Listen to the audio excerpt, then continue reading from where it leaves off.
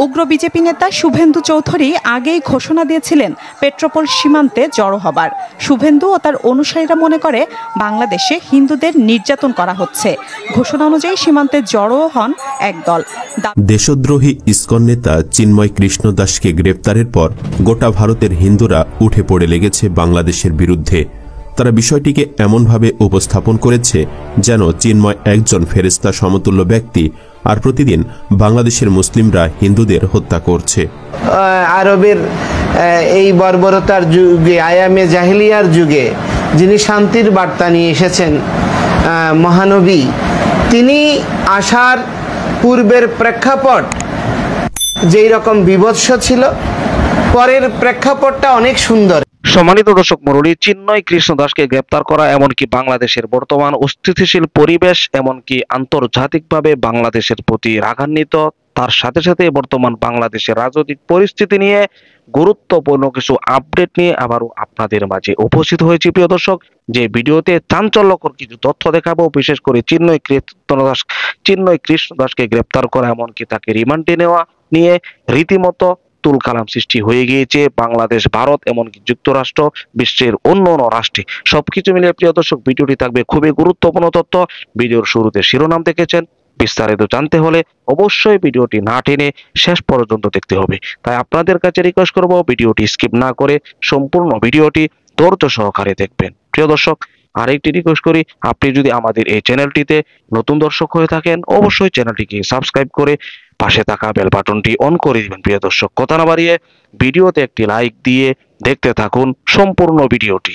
কতটা কষ্টে আছে ভারতের মুসলিমরা, বিস্তারিত জানতে ভিডিওটি না টেনে শেষ পর্যন্ত দেখতে থাকুন। ভারতে মুসলিমদের বলা হয় পাকিস্তানি সন্ত্রাসী। 1983 সালে আসাম রাজ্যে নেলি গণহত্যার ঘটনা ঘটে। নেলি নামে একটি গ্রামে প্রায় 1800 মুসলমানকে হিন্দুরা শেষ করে দেয়। 1969 সালের গুজরাট দাঙ্গার সময় 300 জন মুসলিমকে শেষ করে দেওয়া হয়। এরপর 1992 সালের বোম্বাই দাঙ্গায় প্রাণ হারায় কয়েকশো মুসলিম। 2000 সালের আগে ভারতে এরকম প্রায় 200টি ঘটনায় 5000-এর বেশি মুসলিম প্রাণ হারায়।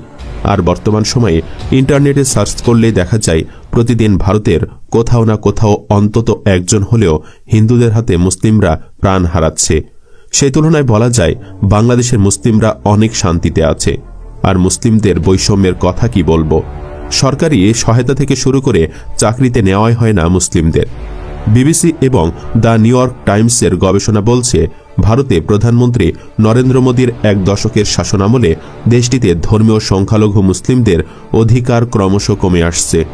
সংশোধিত নাগরিকত্ব আইন সিএএ সম্পূর্ণ মুসলিম বিরোধী। দেশটির একমাত্র মুসলিম অধ্যুষিত জম্মু ও কাশ্মীরের বিশেষ রাজ্যের মর্যাদা বাতিল করেছে মোদী সরকার। অযোধ্যায় বাবরি মসজিদের স্থানে নির্মিত হয়েছে রাম মন্দির।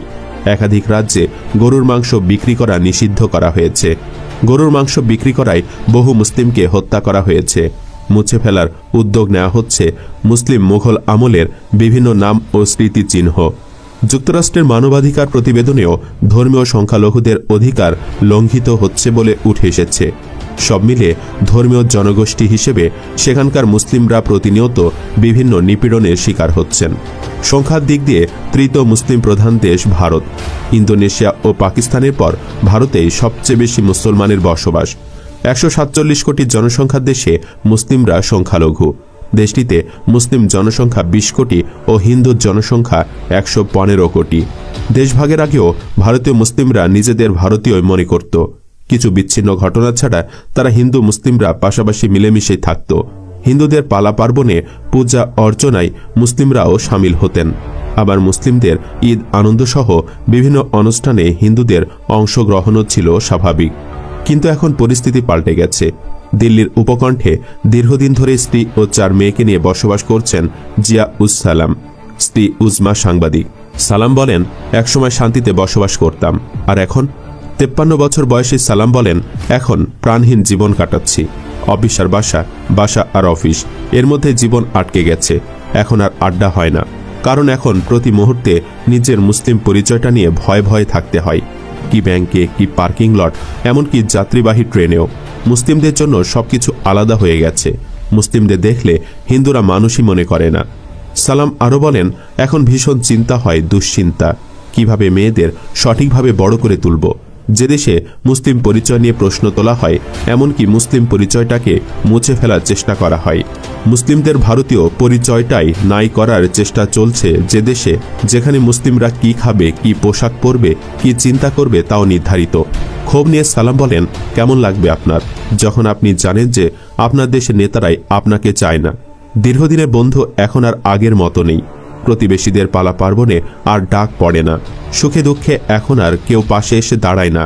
এখানে এখন এক একটি মুসলিম পরিবার একাকী নিঃসঙ্গ অনাহুতের মতো বসবাস করে। নয়াদিল্লির অশোকা বিশ্ববিদ্যালয়ের রাষ্ট্রবিজ্ঞানী ও ইতিহাসবিদ আলী খান মাহমুদাবাদ বলেন, ভারত এখন এমন এক দেশে পরিণত হয়েছে যেখানে মুসলমানরা মূলত প্রান্তিক হয়ে পড়েছে, কারণ তাদেরকে সক্রিয়ভাবেই বাদ দেওয়া হয়েছে। সালাম উজমার বড় মেয়ে মরিয়ম খুব ভালো অ্যাথলেট ছিল, কিন্তু স্কুলে পড়ার সময় মুসলিম হিসাবে সে এতটাই নিগৃহীত হয়েছে যে দীর্ঘদিন মানসিক কাউন্সিলিংয়ের প্রয়োজন পড়েছিল। অনেকদিন সে স্কুলেও যায়নি। এখন স্নাতক শিক্ষার্থী। এই মানসিক আঘাত মরিয়ম কাটিয়ে উঠতে পেরেছেন ঠিকই, কিন্তু তিনি চান না দিল্লির এই বাড়িতে থাকতে। তিনি চান দিল্লির কাছাকাছি উত্তরপ্রদেশের নয়দার মুসলিম পাড়ায় গিয়ে থাকতে। কারণ হিসেবে সালাম বলেন, এখানে মুসলিমদের কেউ বাড়ি ভাড়া দিতে চান না। রিয়েল এস্টেট এজেন্টরা সরাসরি জিজ্ঞেস করেন তারা হিন্দু না মুসলিম। কি হবে এ দেশে থেকে যেখানে মুসলিমরা অস্তিত্বের সংকট নিয়ে বেড়ে উঠছে? কথা বললেই মুসলিমদের পেটাতে আসে হিন্দুরা। সহসাই এই অবস্থার পরিবর্তন হবে বলে মনে করেন না সালাম। জনপ্রতিনিধি ছাড়া আপনি রাষ্ট্রের কাছে প্রয়োজনীয়তার কথা, শিক্ষা, স্বাস্থ্য, চাকরি বা অন্যান্য মৌলিক অবকাঠামোর বিষয়গুলো কিভাবে তুলে ধরবেন? মুসলিমদের হয়ে কথা বলার কে আছে এখানে? ৮০ দশকের মাঝামাঝিতে ভারতের জনসংখ্যার 11% ছিল মুসলিম। তখন পার্লামেন্টে তাদের আসন ছিল 9%। এখন মুসলমান জনসংখ্যার হার বেড়েছে, কিন্তু পার্লামেন্টে তাদের আসন কমেছে। এখন মাত্র 5% মুসলিম জনপ্রতিনিধি রয়েছেন পার্লামেন্টে। তারাও অনেকটা একঘরে সবার কাছে। 6 বছর আগে আগ্রার এক নামকরা স্কুল থেকে মুখ ভার করে বাড়ি ফিরেছিলেন এক মুসলিম ছাত্র। 9 বছর বয়সী ছাত্রটি বাড়ি ফিরে তার মাকে বলেছিল সে আর স্কুলে যাবে না। ছাত্রের মা রিমা আহমেদ একজন লেখক ও প্রতিষ্ঠিত পরামর্শক। তিনি জানান, ছেলের অভিযোগ সহপাঠী। প্রিয় দর্শক, আশা করি সম্পূর্ণ ভিডিওটি দেখলেন। ভিডিও থেকে অবশ্যই বুঝতে পেরেছেন চলমান পরিস্থিতিতে বাংলাদেশ সবথেকে বড় ইস্যু হয়ে দাঁড়িয়েছে এই চিন্ময়ী নেতা, ইসকন নেতা চিন্ময় কৃষ্ণদাসকে গ্রেপ্তার করা, তাকে রিমান্ডে নেওয়া। তাকে রিমান্ডে নিয়ে বেশ কিছু তথ্য তার থেকে প্রকাশ পেয়েছে।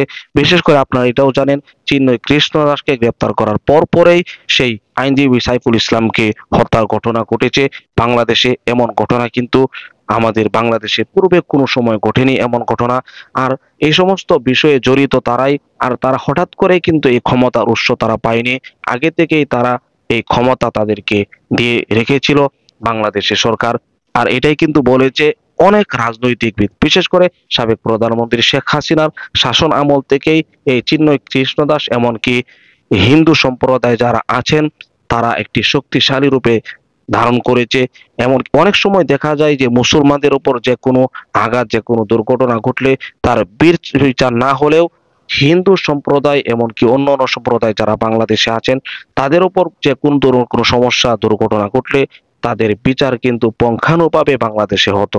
অনেক সময় দেখা যায় মুসলমানদের হতো না, এমন একটি পরিস্থিতি। প্রিয় দর্শক, আমরা এটাও দেখেছি ভারতে বিভিন্ন জায়গায় মুসলমানদের উপর নির্যাতন, নিপীড়ন চলছে। তার বিপরীতে বাংলাদেশে থাকা হিন্দু সম্প্রদায় যারা আছেন, এমনকি অন্য ধর্মাবলম্বী যারা আছেন তাদের উপর কিন্তু বিন্দুমাত্র কোনো আঘাত কোনো সময় হয়নি। এমনকি রাষ্ট্রীয়ভাবে, সরকারিভাবে তারা বিভিন্ন সুযোগ সুবিধায় ছিলেন। এমন একটি পরিস্থিতিতে ইতিমধ্যে তাদের হঠাৎ করে একজন নেতাকে গ্রেপ্তার করায় কিন্তু তারা রেগে গিয়েছেন, তারা যুদ্ধের ঘোষণা পর্যন্ত দিয়েছেন। প্রিয় দর্শক, বিস্তারিত তথ্য অবশ্যই ভিডিওতে দেখেছেন। প্রিয় দর্শক, এই ভিডিও সম্পর্কে আপনার স্থান থেকে আপনার মূল্যবান মতামতগুলো কমেন্ট বক্সে জানিয়ে দেবেন, এমনকি এই ভিডিওটি শেয়ার করে সকলের মাঝে ছড়িয়ে দিবেন। প্রিয় দর্শক, আজকের মতো এখানে শেষ করছি। ভালো থাকুন, সুস্থ থাকুন, আবারও দেখা হচ্ছে পরবর্তী ভিডিওতে।